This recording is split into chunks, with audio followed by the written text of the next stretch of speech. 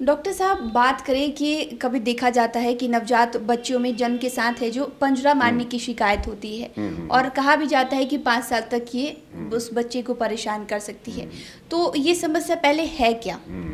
देखिए, बच्चों में जो है ये पंजरा मारने की शिकायत किसी किसी बच्चे में होती है, लेकिन कुछ बच्चे ऐसे होते हैं कि 1 या 2 बार होता है, फिर उसके बाद ठीक हो जाता है। तो पहले हम लोग समझें कि जो 1 बार होने वाला जो पंजरा मारना है और कम उम्र में जो 8 से 9 महीने के पहले होता है, वो क्या मसला है? वो मसला है एक प्रकार का वायरल इन्फेक्शन, जिसको बोलते हैं हम लोग एक्यूट ब्रोंकियोलाइटिस।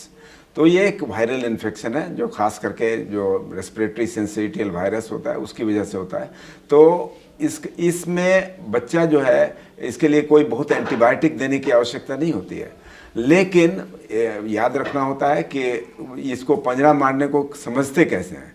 समझना पहले इसलिए होता है कि बच्चा अगर बहुत तेज सांस ले रहा हो तो ये दोनों चीज़ का द्योतक हो सकता है। तेज अगर सांस ले रहा हो तो एक्यूट ब्रोंकिलाइटिस भी हो सकता है और निमोनिया भी हो सकता है। लेकिन हम लोग इसमें डिफरेंस करने के लिए ये समझना आवश्यक होगा, अगर ब्रोंकियोलाइटिस है बच्चे को तो बच्चा बहुत ज़्यादा, उसको बुखार ज़्यादा ना होगा, लेकिन उसके पहले सर्दी भी हो सकती है थोड़े बच्चे को, और तदोपरांत बच्चा जो है वो सांस तेज लेगा, लेकिन साथ साथ उसके गड्ढे पड़ेंगे छाती के बीच में। इसको बोलते हैं हम लोग रिसेशन या पंजरा मारना, जिसको हम लोग हिंदी में बोला करते हैं, अपभ्रंश है। लेकिन ये अगर रीढ़ की हड्डियों के बीच में गड्ढे पड़ने लगे या जो रिब केज है उसके नीचे सबकॉस्टल रिसेशन हम लोग बोलते हैं, वो होने लगे, तो ये इसका मतलब है कि बच्चा पंजरा मार रहा है उसका। तो इसका मतलब है कि ये बच्चे को एक्यूट ब्रोंकियोलाइटिस ज़्यादा संभावना है।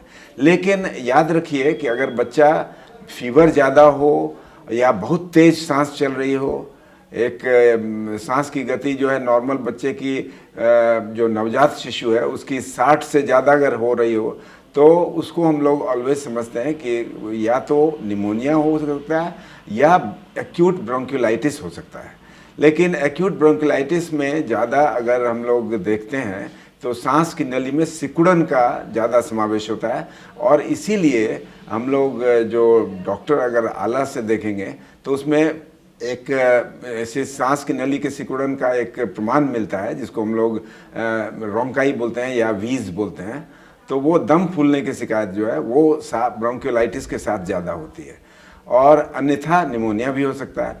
लेकिन जब भी बच्चे को पंजरा मार रहा हो तो आप इनिशियल स्टेज में तो ज़रूर डॉक्टर के पास जाएं, और अगर बच्चा दूध पीने में सक्षम नहीं हो पा रहा हो सकता है उसको भर्ती भी करने की आवश्यकता पड़े।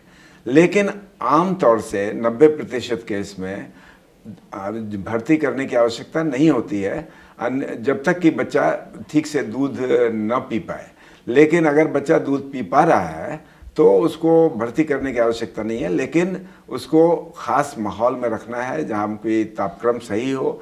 और ऑफ कोर्स हम लोग अगर ज़रूरत पड़े, अगर निमोनिया से आप उसको नहीं डिफरेंस कर पा रहे हैं, तो एमॉक्सिसिलिन सिंपल दवा है जिसको कि दिया जा सकता है। लेकिन उसको ऑब्जर्वेशन ज़रूर करना है कि बच्चा दूध पीना न छोड़ दे। अगर दूध पीना छोड़ दे तो बच्चे को भर्ती करने की आवश्यकता हो सकती है।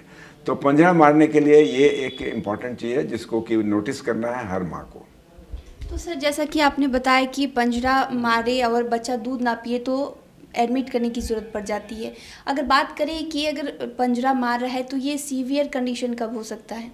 ये सीवियर देखिए धीरे धीरे बढ़ता है। अगर मान लीजिए बच्चा 4 से 5 रोज में वापस उसका पंजरा मारना कम हो जाए तब तो ठीक है, लेकिन अगर पंजरा लगातार मार रहा हो और उसके वजह से बच्चा ठीक से फीड नहीं कर पा रहा हो तो ये सीरियसनेस का द्योतक है।